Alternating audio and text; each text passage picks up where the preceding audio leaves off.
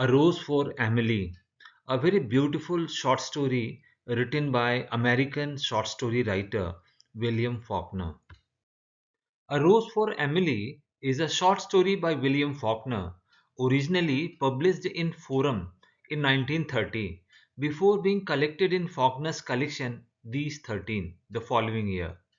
The story concerns an unmarried woman, Emily Grierson, living in the American South, who attracts the concern and suspicion of the townspeople after her father dies, and she becomes romantically involved with a Yankee man, Homer Barron, from the North. The narrator of this short story recalls the time of Emily Grierson's death and how the entire town attended the funeral in her large, once grand home, which no stranger had entered for more than 10 years. Colonel Sartoris, the town's previous mayor, had suspended Emily's tax responsibilities to the town after her father's death, justifying the action by claiming that Mr. Grierson had once lent the community a significant sum. As new town leaders took over, they made unsuccessful attempts to get Emily to resume payments. When confronted by town's officials, Emily refused and told the men to talk to Colonel Sartoris, who at this point has been dead almost 10 years. The beautiful yet mysterious house of Emily Grierson.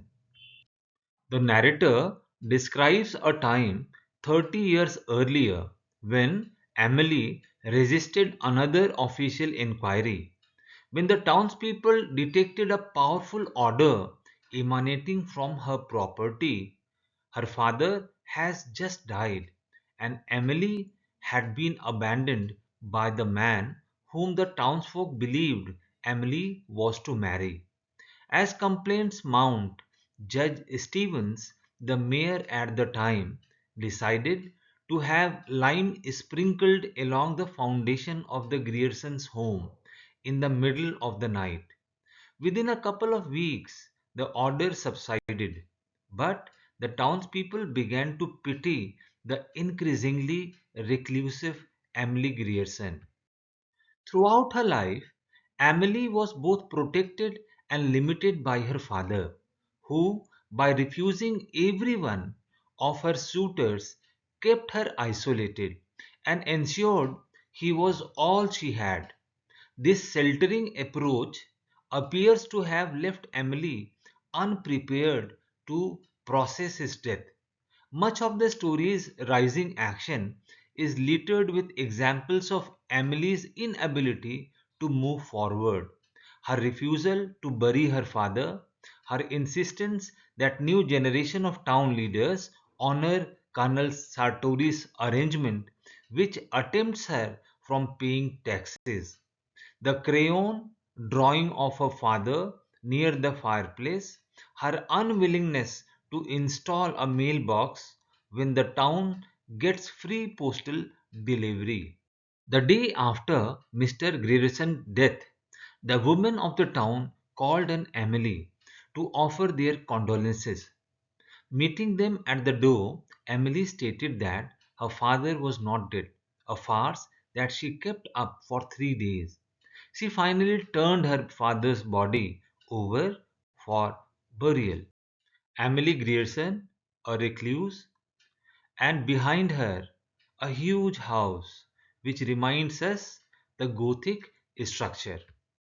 The narrator describes the conflict that arose when Emily became involved with Homer Barron.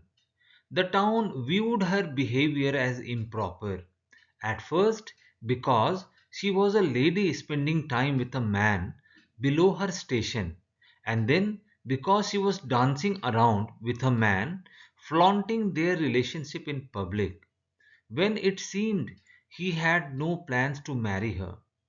Emily's behavior contradicted the town's expectations, which in turn makes it clear to the reader that the townspeople were constantly watching, analyzing, and criticizing her.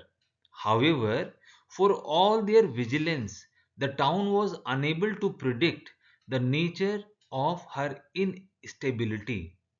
Their observations created a divide between themselves and Emily. Homer Barron soon became a popular figure in town and was seen taking Emily on buggy rides on Sunday afternoon, which caused a scandal. The town felt she was forgetting her family pride, becoming involved with a man beneath her station. One day, Emily Grierson went to the drugstore to purchase arsenic, a powerful poison.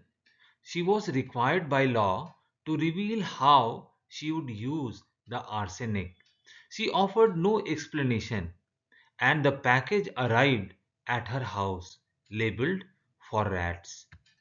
The narrator describes the fear that some of the townspeople had that Emily would use the poison to kill herself. Her potential marriage to Homer seemed increasingly unlikely, despite their continued Sunday ritual. A Baptist minister talked to with Emily, but after his visit, he never spoke of what happened and swore that he would never go back. The minister's wife wrote to Emily's two cousins in Alabama, who arrived for an extended stay because Emily ordered a silver toilet set monogrammed with Homer's initials. Talk of the couple's marriage resumed. After the cousins' departure, Homer entered the Emily Grierson's home one evening and was never seen again. Holed up in the house, Emily grew pulp and grey. In what became an annual ritual, Emily refused to acknowledge the tax bill. Nothing was heard from her until her death at age 74. Only the servant Toby was seen going in and out of the house. After her death, Emily's body was laid out in the parlor, and the woman, town elders, and two cousins attended the service. After some time passed, the door to a sealed upstairs room was broken down by the townspeople. The room was frozen in time, with the items of an upcoming wedding and a man's suit laid out. Homer Barron's body was stretched on the bed as well, in an advanced state of decay. The onlookers then noticed the indentation of a head in the pillow beside Homer's body and a long standing of Emily's grey hair on the pillow. Emily Grierson lying on a bed beside the skeleton of Homer Barron. The climax occurs just before the resolution. Returning to Emily's funeral, as referenced in the beginning of the story, the narrator reveals that this too is a flashback, culminating in the breakdown of the sealed door and the discovery of Homer Barron's decayed corpse. This is the final, grotesque manifestation of Emily's instability and desperation to preserve the past.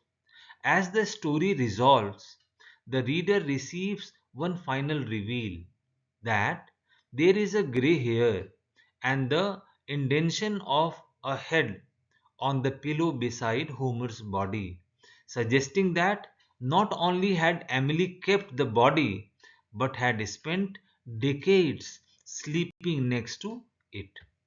So, this is all about this beautiful short story. This beautiful short story is quite gothic in nature. So thank you very much for watching this video.